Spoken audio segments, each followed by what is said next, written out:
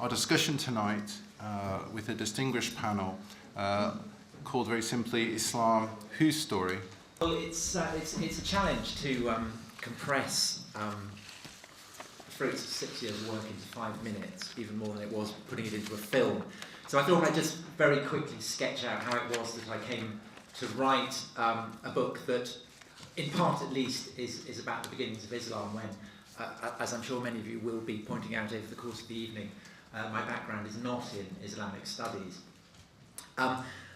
My real passion is the civilizations of antiquity, the Near Eastern and the classical ones. And it was with that in mind that the first books of history I wrote were, as I said, on classical themes, on the Romans, on the classical Greeks. And what that experience brought home to me was just how alien, just how remote from the present world the classical one is. And so it sort of raised the obvious question, well, what happened? What was the process of change? And of course it was a process of social and economic transformation, but above all I increasingly came to feel it was a moral and ethical one, represented in the West by Christianity, in the East by Christianity and Judaism and Zoroastrianism, and ultimately, of course, Islam. So, having written about the Greeks and the Romans, I then wrote about how a Christian order emerged from the rubble of the Roman Empire in the West. And as I was doing that, I got sent 2 books to review, one by Brian Ward Perkins, one by Peter Heather, both of them on the topic of the collapse of the Roman Empire in the West. Brian Ward Perkins' book was very interesting because it bucked what had been a trend in the study of the period, which is to argue that the Roman Empire didn't collapse, that it evolved. And so what Ward Perkins' book did was to focus for me the issue of what often sort of haunts a historian. Is the process of the passage of the years in the past, is it one primarily of continuity or is it one of change? And obviously the relevance of that for the study of late antiquity in the Near East is palpable. Why, though, particularly focus on the emergence of Islam? Well, it was the second book, Peter Heather's book, because what he did was to argue for a model of what happened on the Rhine and the Danube frontier. And he argued essentially that Roman attempts to control the barbarians that lay beyond their frontiers had been manifold and various. Every so often they would go and duff the barbarians up. But gradually over time, the Romans found it most useful of all to try and keep the barbarians under control by paying them subsidies, by employing them as mercenaries.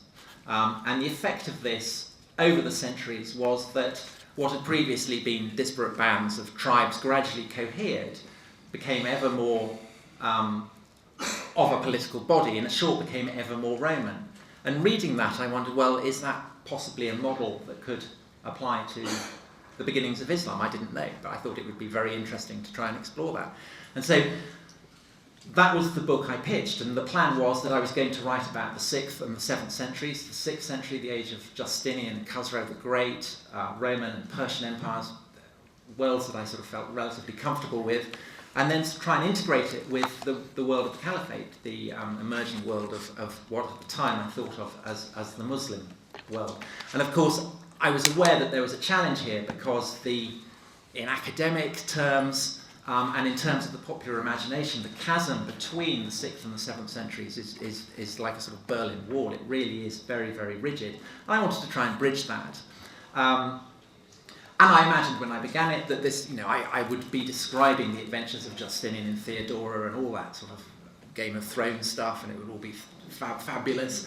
But I would also get to write about the Hijra, the emergence of the first Muslim state in Yathrib. I was sort of looking forward to all this.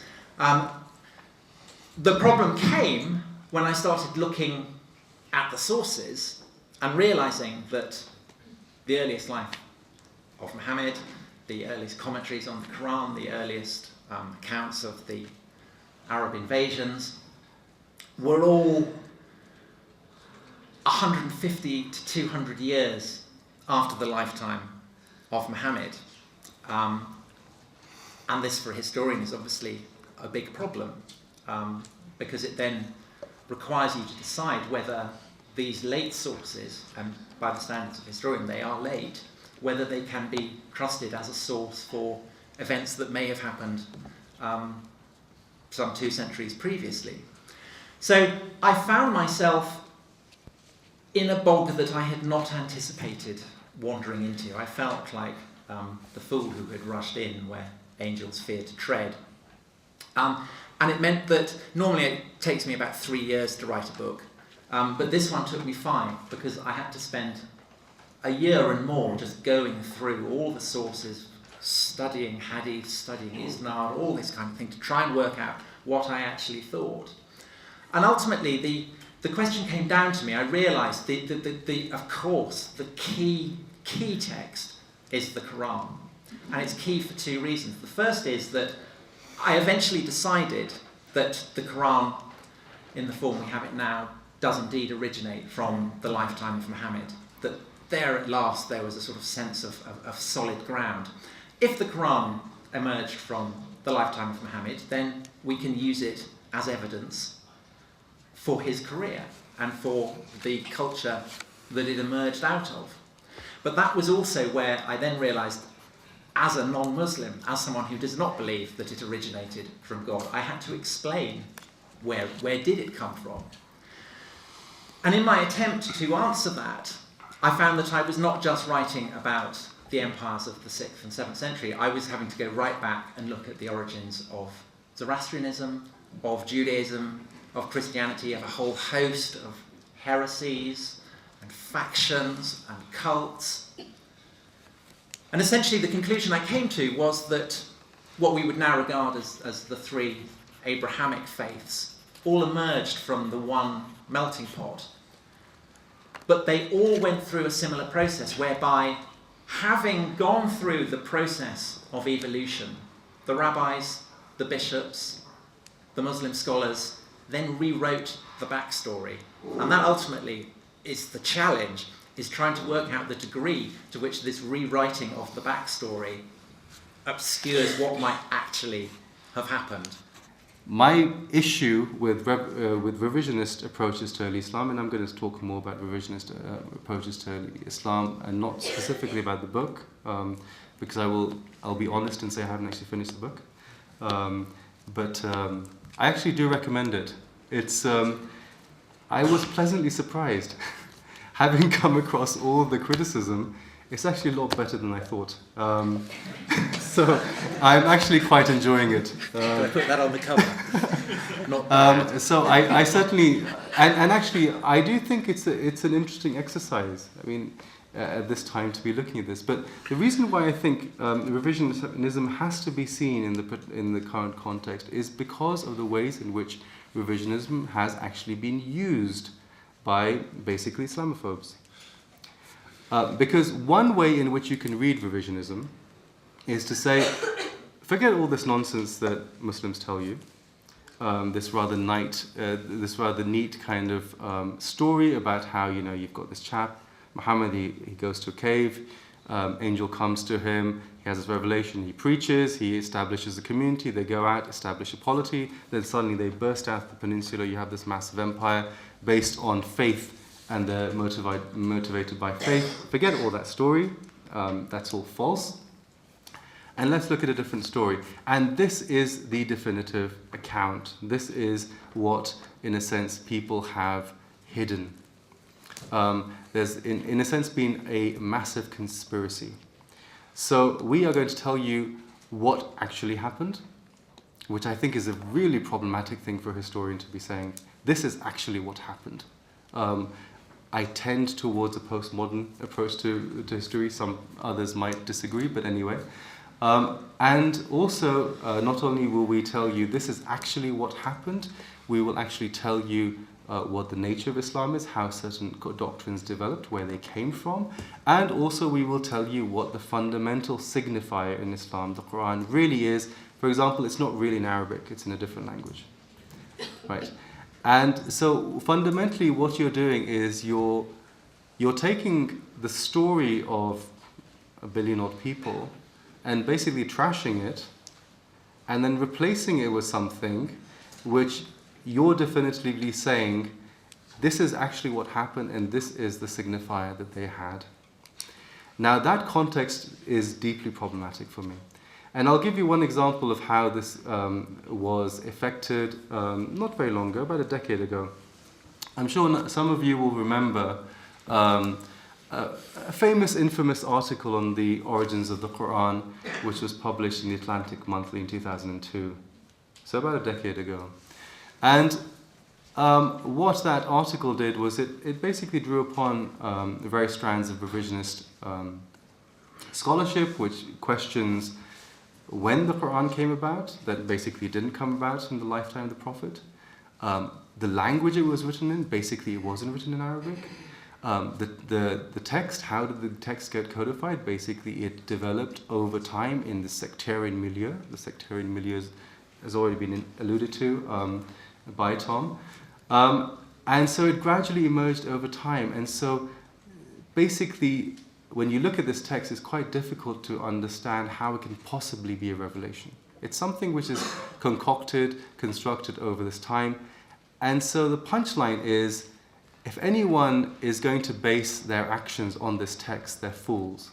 And ultimately the target, of course, is jihadis, terrorists, extremists. They justify their acts through reference to certain types of verses. Look at how stupid they are to do this. Unfortunately, the problem is taking such a strategy it's a classic thing of taking a sledgehammer to a nut. To deal with one problem of violence, to deal with trying to delegitimize certain verses, you basically alienate over 1 billion people, and that strikes me as being deeply problematic. There's much more I can say about revisionism, but I'm gonna flag the political issue right up there in the front. I'm not actually accusing anyone. I'm certainly not accusing Tom of doing this, and I'm not saying this is what the film is about, but I'm talking about revisionism. And that's certainly how revisionism can be read. And this is signaled a long time ago. The early revisionist manifesto, which a number of people in the audience will probably be familiar with, Hagerism, by Michael Cook and Patricia Kroner, has of course that classic immortal line that this is a book written by infidels for infidels. It's a provocation. It's actually a wonderful way of making a name for yourself as a young historian, is to put something out. In fact, I remember when I was a grad student with a friend of mine, we often used to sit down and say, how can we write a Hagerism? Because that's certainly going to get us the book contract, and it will definitely get us that fellowship we want. Unfortunately, a lot of the rather provocative stuff had already been done. There's lots of other things I will say, but I'll end with this. What happens with revisionist accounts, and there are multiple accounts, they're not all the same. Some are more plausible than others, and some are really kind of kooky, sort of way out there. Even revisionists themselves don't take those accounts very seriously. But one of the fundamental points I think the revisionists make is that the traditional account, and they kind of make the traditional account seem quite straightforward, is incoherent. But my point would actually be what it's replaced with is equally incoherent. Because what it is replaced with fundamentally doesn't answer very simple questions such as why Islam? It doesn't answer that. Why use the term Islam? Why, for example, should these Arabs at some point decide that Mecca is their sanctuary? Why do it? Why pick Mecca? Why not pick somewhere else? Why Mecca? It's a very, very simple question. And there are a whole set of other issues about why certain practices, why certain beliefs are adopted. The revisionist account, I would fundamentally argue, is equally incoherent. In fact, I would argue it's even more incoherent. And the final point I'll quickly make, I've already said that about 3 times, is that I think we need to move away from a totalizing single narrative towards diversity. There always have been diverse narratives about what Islam is, where it emerged from. It's within Muslim traditions already. And one of the problems with some lines of revisionism is to argue, well, there was one account and we're going to replace it with another singular account. What's better is, instead of moving from one singularity to another, it's better to move towards a diversity. And that, I think, is a more fruitful way forward in terms of historical scholarship. While I fully accept that revisionism can be used for all kinds of political agendas, it doesn't mean necessarily that all revisionism is directed to be used at any particular agenda. It doesn't mean, for example, that anybody who asks questions is working towards a political agenda, because if we go down that road, it would mean that we shouldn't really be asking questions, and I would be surprised if anybody in this room thought that we shouldn't be asking questions. It also occurs that history apparently is something about what actually happened. Well, we started with Tom's book, and in terms of someone who was tasked, if you like, to try to make a film of Tom's book, there are certain kinds of things that you have to understand right at the beginning. This is not a film about what actually happened, and the book actually is not about what actually happened. It's a book which takes you down the road that is suggested by certain questions. And it says, there is a mystery here. The mystery is, and this is what fascinated us about making the film in the first place, the mystery is that Islam is traditionally understood to have been born in the full light of day, in the full light of history. In other words, if you compare it with other religions, and Christianity in particular, then there is a real historicity about Islam that doesn't exist elsewhere. Now, what Tom's book suggested on a first, second and third reading, because no one makes a film about a subject like this without actually taking it pretty seriously, is that there's a very good case to be made that actually Islam was not so well lit at its very beginnings. And this itself is a starting point for a kind of investigation that doesn't constitute a historical ambition which is to tell you directly what actually happened, but it just tries to explore what this mystery might involve. Now, we therefore, I suppose, taking a cue from Tom's book, we partly constructed the film as a mystery and as a detective following a mystery rather than a way that, say, The Name of the Rose does, where there's a constant... I think the monk in The Name of the Rose who is trying to solve the problem in the monastery is called Baskerville, and that's not a mistake. It's this kind of very simple, naive, historical idea of evidence. You're trying to find the evidence which will bring you and tell you the truth. But we didn't really expect to find a truth in this film. So we had to devise a film where the process of actually looking for it was where the interest actually lay. And so, on one hand, Tom, the film we made, or we were trying to make, Tom was a historian following, in a fairly kind of simple way, some form of historical method. But I thought it would be quite interesting just to sort of relay the fact that in terms of headlines and the internet and the discourse around the documentary, it essentially kind of screamed in abandon about, a Muslim response to the programme. So, for instance, there was a positing that this, represented a monotheistic versus secularistic Armageddon-type showdown.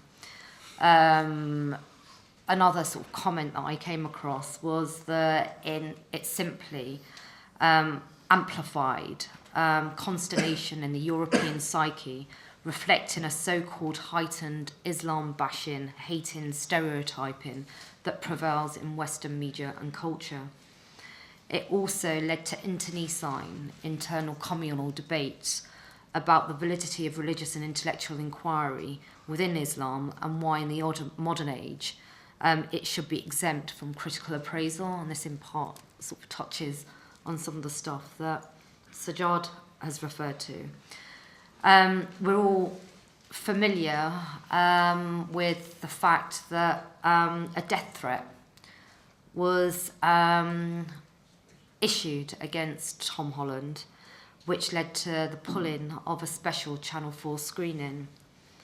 The death threat itself, privately and publicly acknowledged by most Muslims as representing the visceral reactions of a fringe, or to use the words of one comment that I noted, not jobs, that only serves to satisfy an already entrenched stereotype of a religious group of people.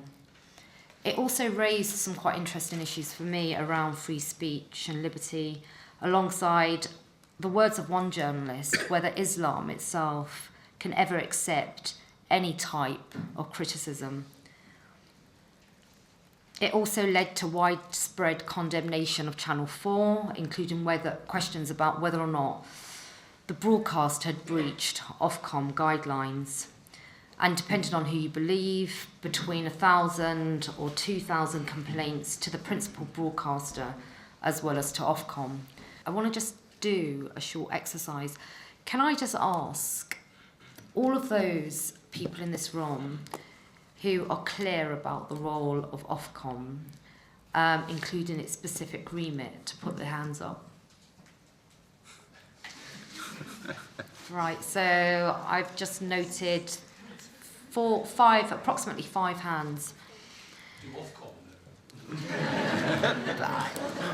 That's an arguable question. I examined the Ofcom complaints. I wasn't able to get the exact figures from Channel 4.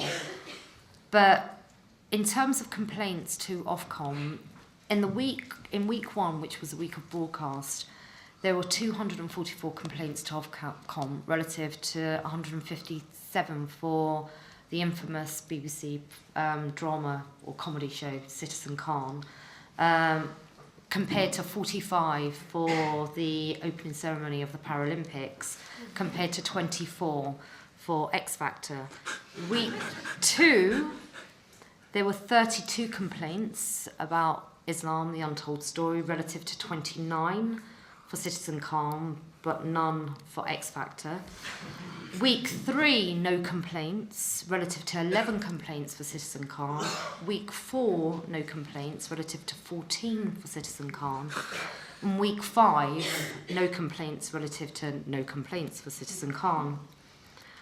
I think that's just an important thing to just bear in mind when we're talking about the appropriateness or the accuracy of a programme, because I think it's important that our reactions can as much be driven by an excitement or a hysteria that exists as part of a broader context in which we all live in. How, as Muslims, should we go about investigating the early origins of Islam, and why haven't Muslims until now asked the questions that you were asking in the documentary? I think that it is bred out of the fact that it's essentially a Christian tradition. The Bible is a book that requires textual analysis. There are 4 accounts of Jesus' life in the New Testament. There's a New and an Old Testament. Lots of books written at different periods, different times. So right from the beginning, in the period of the earliest church fathers, the process of looking at the Christian scripture is hardwired into the brain. And essentially, what happened in the Enlightenment, and then particularly into the 19th century, was that these Christian traditions of textual analysis got drained of the faith element. And so what happened in the 19th century, when scholars started ripping the tapestry of biblical tradition to pieces, was incredibly shocking and upsetting. Oops, God is intervening. Was incredibly upsetting and shocking to Christians, and yet it emerged out of their cultural tradition.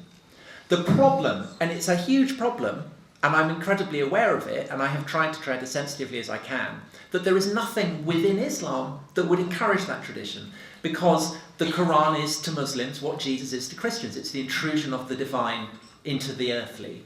And so there's nothing within Islam that would encourage Muslims to look at their scripture and say, well, when might it evolve? What might be the constituent elements? All the things that biblical scholars ended up doing with the Bible. And I think that ultimately that is the reason that I'm afraid that that revisionism, what the tradition of looking at, which essentially it seems to me is looking at ancient texts and trying to place them in a context, trying to explain them, emerges out of Christian intellectual traditions, and that's as true of the study of Homer and of Virgil as it is of the study of the Bible. And the difficulty, of course, is that when you apply those traditions to the beginnings of Islam, you are dealing with what, to me, is just another ancient text. But to a billion and more people, is not just the Word of God in the way that Christians regard the Bible, but is God. And we did our best to tiptoe around that. And I would just say in my defence that the review in The Guardian the following morning was that we had been overly politically correct. And I can tell you that when you get criticised by The Guardian for being too politically correct, I think you're entitled to feel that you probably have been. And this is one of the problems with revisionism, is that actually it assumes that there is no scholarship on the Quran. It wasn't saying that. I absolutely wasn't saying that. A lot of revisionism does that. It basically assumes that... Well, maybe they did, but I didn't. Exegesis. I'm not talking about you, Tom. Okay, I said right at the beginning, I'm talking about revisionism. Is that assumes, for example, there's no exegesis, there's no contextualization of the text, there's no attempt at finding out where these texts come from, there's no intertextuality. This is deeply within that. I mean, for example, I can give you cases of studies, medieval studies, which are deeply intertextual, which weave the Quran and Bible together to say what sort of relationship does this text have with the Bible. They exist, they're part of the tradition. Fundamentally, the problem is a lot of revisionists just do not know what those traditions are. One classic example is a number of the works which have been written in the Quran say, well, okay, let's take a certain verse, and what we'll do is we'll juxtapose 2 or 3 different classical exegeses, and because they fundamentally come up with very different and incommensurable understandings of the text, this demonstrates that the Muslims didn't understand what the text was. And that strikes me as being a very problematic way of doing it, because fundamentally exegeses work within certain types of traditions as well. There are different linguistic ways of doing it, there are different theological ways of dealing with the text. So, my point is not necessarily that revisionism, as you suggested, slides to Islamophobia. My point is that the relationship can be there. It can't be reduced to that. But that the revisionism fundamentally doesn't take the Islamic traditions, and I insist on traditions, because, for example, I don't come from a majority tradition within Islam. One thing which struck me with the bits I've read in the book, but also with the documentary, that actually a lot of things which were in the documentary and the book, I can perfectly understand and make sense of because I'm Shia, and they're true. The Umayyads were a certain way. That's the position. That's our reading of history, but that's not other people's reading of history. So I would insist upon the fact that there is a diversity of traditions within Islam which can deal with it. And as for the idea that there is something peculiarly about Christian intellectual history with respect to textual criticism, I'm not even going to begin on that. I think someone else can take that up. Well, I think we've got a lot of questions, and I think. Well, can I just the point I'm making is that there is something within Christian tradition which ultimately led to people bred, the sons of Lutheran pastors, ex-seminarians, looking at their scripture and saying, well, actually, what if this isn't the Word of God? What if this is just a text like any other ancient text? And I think that emerged out of the Christian tradition. And if there are medieval scholars in Islam saying, well, actually, I don't think the Quran is the Word of God, maybe it emerged from the Samaritans or the Gnostics or whatever. I wanted to know if he's aware that pre-Islamic poets, such as Zanbaq al-Ruh, Abdullah Fardi, and the other one, the Biani, actually use the word Mecca and Mecca interchangeably, and Mecca refers to the precinct, while Mecca refers to the actual city that encompasses Mecca.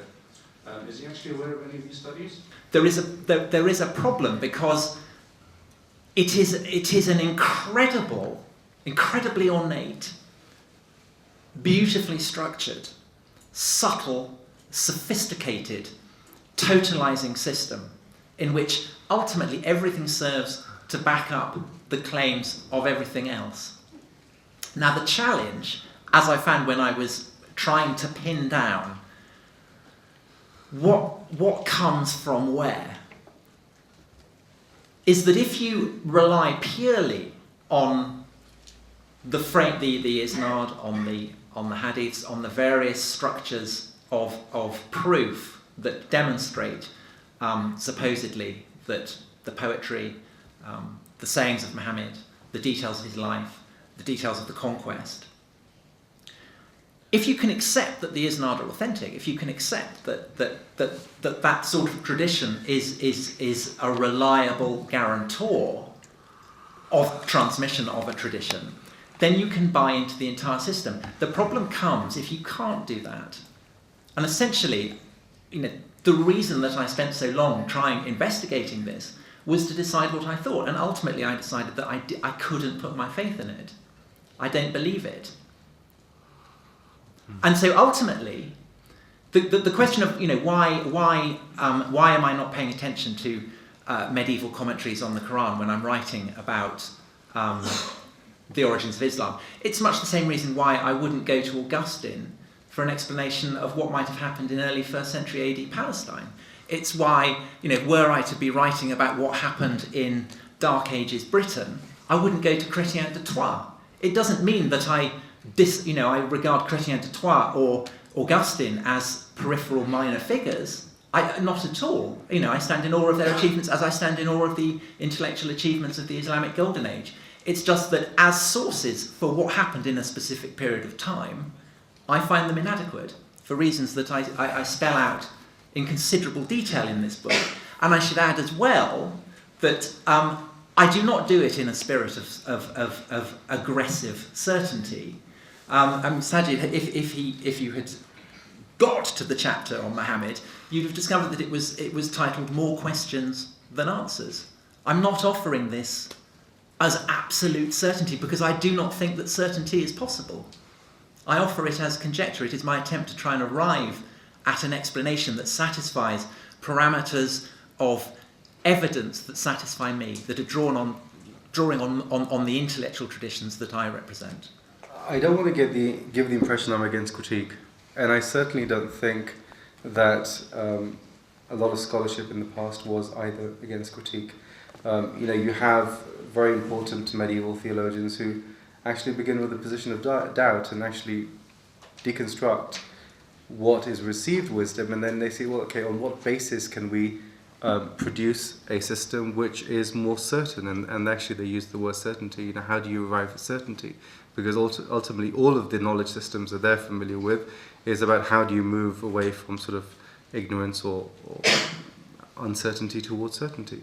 And they do that. And they do that using critical techniques. The problem is, of course, a lot of contemporary Muslims have completely forgotten this. I mean, that's one of the lamentable facts. And actually, one of the really useful exercises which comes out of an event like the book or the film is it actually forces people to really think about what their tradition is and where it comes from and what those plural. As I said at the end of my opening remarks, it's better if we move away from singularities towards diversity, because the diversity is embedded already there within the tradition, and it's something that we need to take very seriously.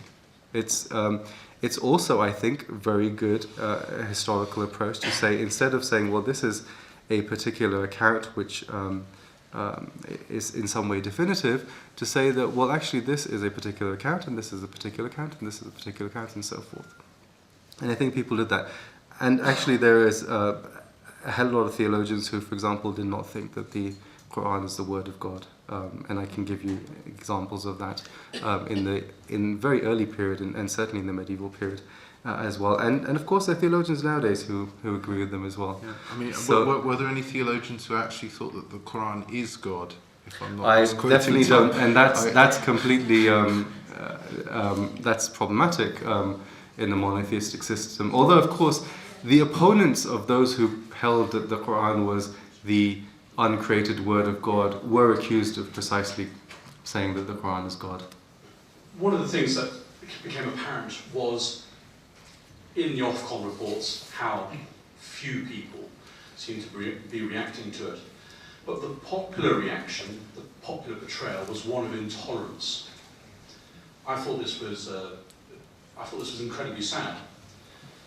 As a Roman Catholic priest, and having my narrative and my history destroyed in the popular press and run aground because of various scandals, how are Muslims, how is Islam in the West, here in the United States, where there's an incredibly skeptical, incredibly analytical approach towards interpreting the popular expression of their faith, how is Islam going to cope with meeting the challenges of secular analytical philosophy? How did you actually account for what the optics would do? Did you account for the post 9/11 situation where Islamic history is weaponized and it is used to beat Muslims and to tell them that they're uncivilized and to tell them that their religion is backwards? Were you aware of that dialogue?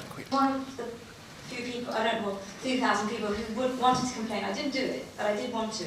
Not because I felt grieved or offended, but simply because I actually found the documentary to be a load of cobblers.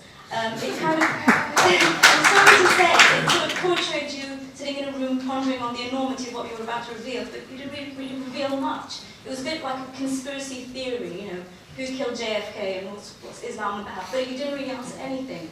But the point I'm trying to make here is that, well, Muslims, although putting aside the death threat, which obviously is unacceptable, I think everyone would agree here, how are Muslims expected to react? If taking a pen and paper and actually making their voice heard is the wrong way to go about it, then what's the other option?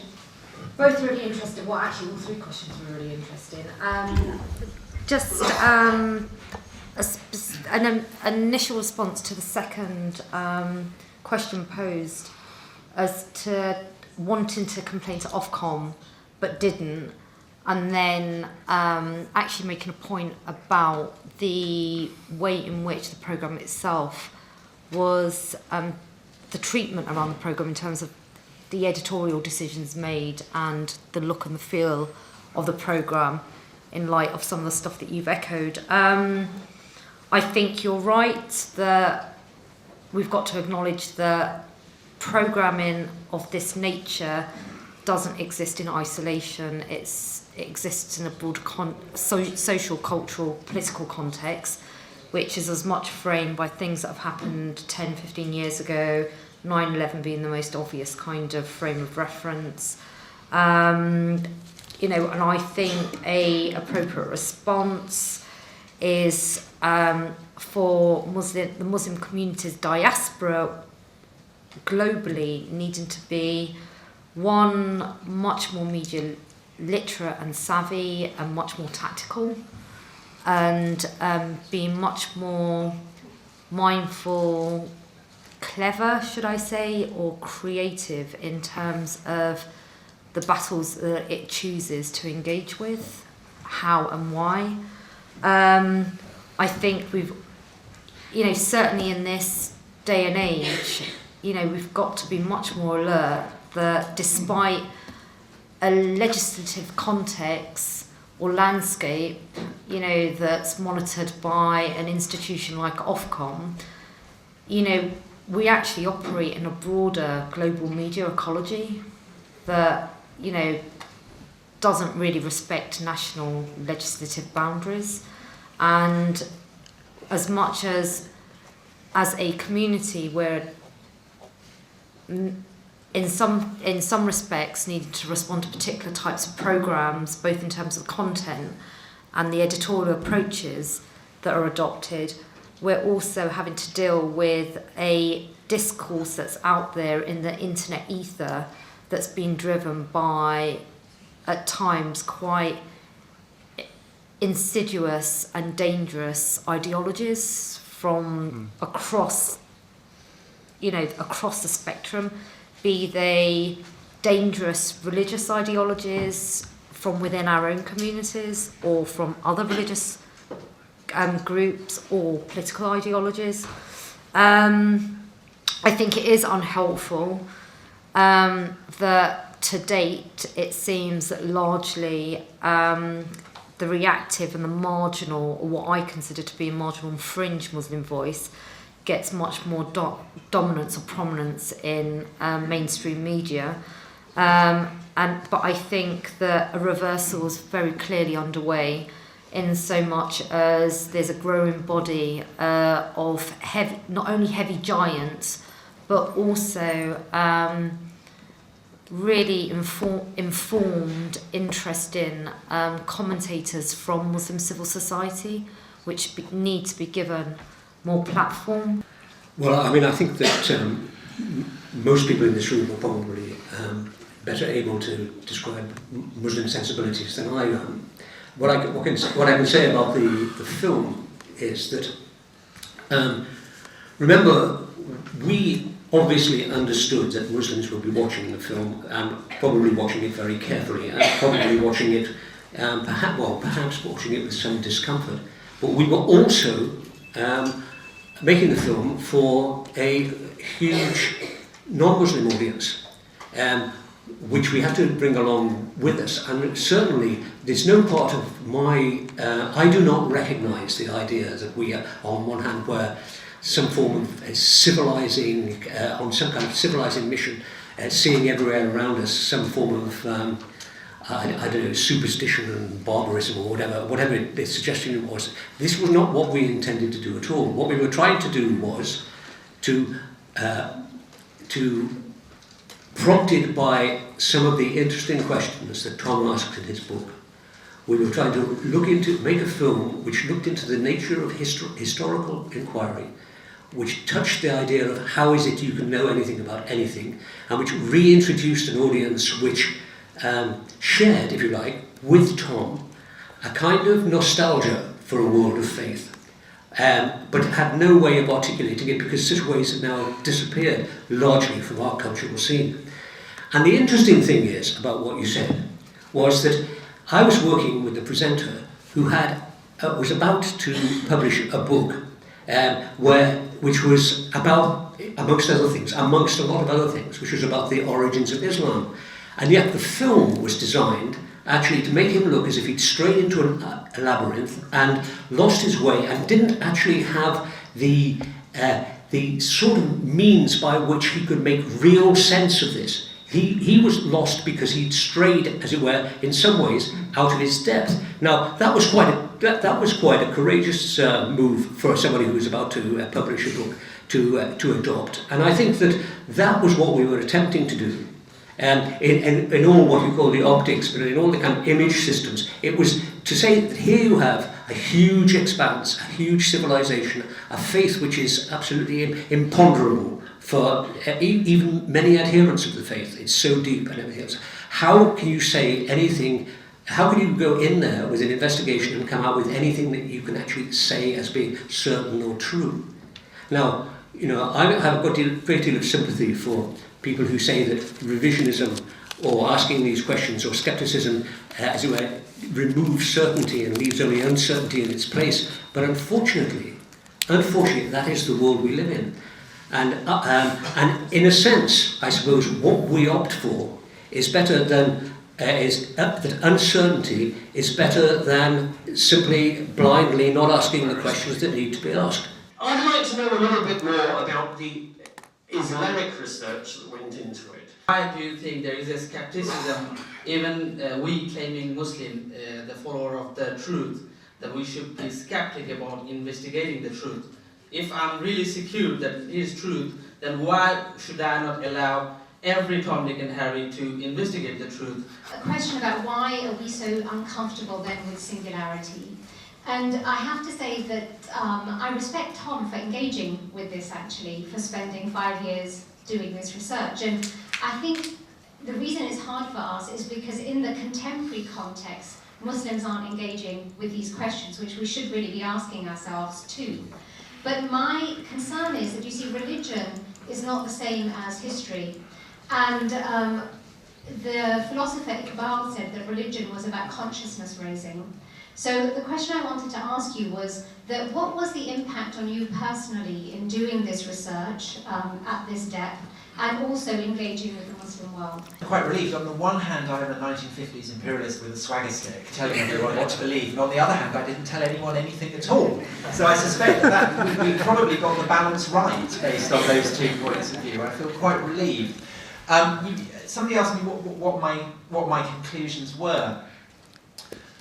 Well, it's bred of my own experience, which is that when I was 12, I remember watching a series about the archaeology of the Bible, which, as someone who had been going to Sunday school and had been brought up in the Christian tradition, I found deeply unsettling.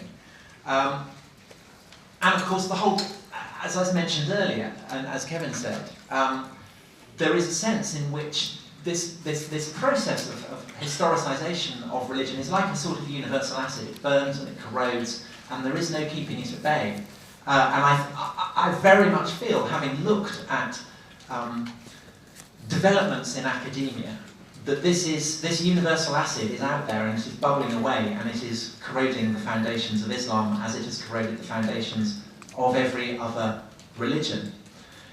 How you as Muslims deal with that, I don't know. I'm not a Muslim, that's for you all to decide. But speaking as someone who is not a Muslim, the effect actually is to give me a greater appreciation of Islamic civilization. One of the reasons that I wanted to write this book was that I realised that although fascinated by the Persian, the Roman, the Greek, the Egyptian, the Assyrian empires, I'd never really thought of the Arab Empire as being part of that pantheon of ancient imperialisms.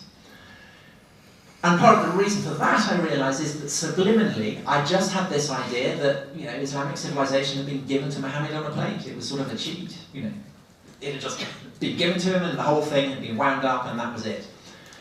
Actually, I think that if you remove God from the equation, if you look at the emergence of an Arab empire and the emergence of Islam as human phenomena, it will open the eyes of non-Muslims to the achievements, the extraordinary civilizational achievements of the Umayyad, the Abbasid age. And we will start to see it as one of the supreme accomplishments of human civilization. And I see it as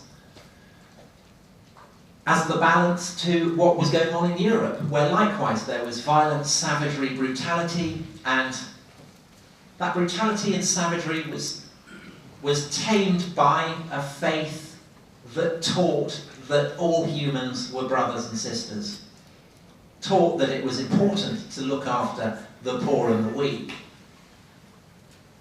In the teeth of brutality and savagery, and the same thing happened in the Middle East.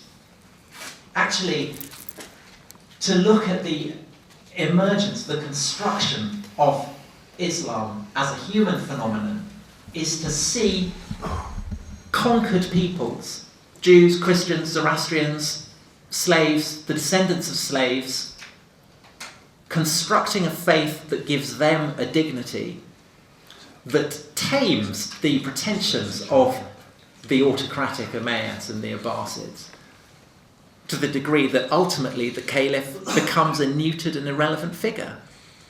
And that, to me, as a non-believer, is a great human achievement. And the experience of writing this book has been not to make me into a Muslim. I am even more certain now than when I began it that the Quran is not the word of God and that Islam is not true. But I do have a sense of it as one of the world's great civilizations that is far, far stronger than when I began the project. I think there is still a good work to be written out there which actually explains why did this thing happen. There's so many works written on why Islam happens, how do these tribes get together, how do they conquer these lands, and frankly none of those explanations as they stand seem to work. So there's still a possibility for a good work to be written out there, and that doesn't require you to suddenly accept that this is some sort of divine intervention in human history for that to happen. And I don't think thinking Muslims looking at that necessarily have to consider that. There's an interesting question about when looking at the early period, especially with respect to science and philosophy, people often ask the question, if you look at the Abbasid Golden Age, why did this happen? Did this happen because people were motivated by their faith to reflect upon the world and to understand reality, which some people do believe? Or was it because of different types of factors, different cultural resources which they had, different types of inheritances? And actually, to a certain extent, I don't think those are necessarily mutually exclusive. Because as I said at the beginning, what's important with early Islam is precisely the continuities with the past. There are important continuities. There are important continuities with respect to how the world was seen. There are important continuities with the basic assumption that there is a deity. Monotheism was a given in the Near East, as most academics seem to think, well before the coming of Muhammad. And various other notions about how religion and faith inform the life of people. And those are realizations which I think Muslims do need to take on. And I'll reiterate the other thing which I said, which is fundamentally it's about embracing diversities. That's the only way of moving forward. If we're going to move forward with the idea that diversity and pluralism is good, which I think is a good, and I'm sure many people here do think as well, then we need to understand how that is already reflected in the traditions that we have. And my argument is the diversity is already inherent in the traditions that exist, and so there are ways of taking those forward. True that there were a lot of very, very abusive comments sent via email to Channel 4 on Twitter. But I think it is apparent that these tweets tell us as much about the implacable nature of the clash of civilizations as the comments to Tom Daly tell us about the inherent nihilism of Olympics fans. What these tweets told me was that there were a lot of dipsticks who use Twitter, basically. And of course, it was important that the police took them seriously, and of course, I found every time I got one, I would think, "Oh dear, somebody doesn't like me." But at no point did I really feel anxious about it, because that is the nature of the social media beast. And what I find, what I think, I don't need to tell you, you must know this absolutely, but there is a narrative that sees Muslims desperate to silence and still and intimidate. And unfortunately, this whole sort of narrative about death threats fed into that. And I deeply regret that, because I think the whole thing was hugely, hugely overdone. And that's why I think that occasions like this, where we can all meet and agree to disagree and have a civilised discussion, is incredibly important. And I, in a way, so relieved that we're having it, because all the way through when I was writing the book, and the word fatwa would appear, no matter how tofu eating and Guardian reading the person I was talking to was. And I think that the engagement that we've had tonight, the civilised way in which we've debated, absolutely demonstrates that dialogue, the idea that there is some sort of inherent quality to Islam that prevents these issues being discussed, has been comprehensively disproved. So I would like to thank you very much for the invitation tonight.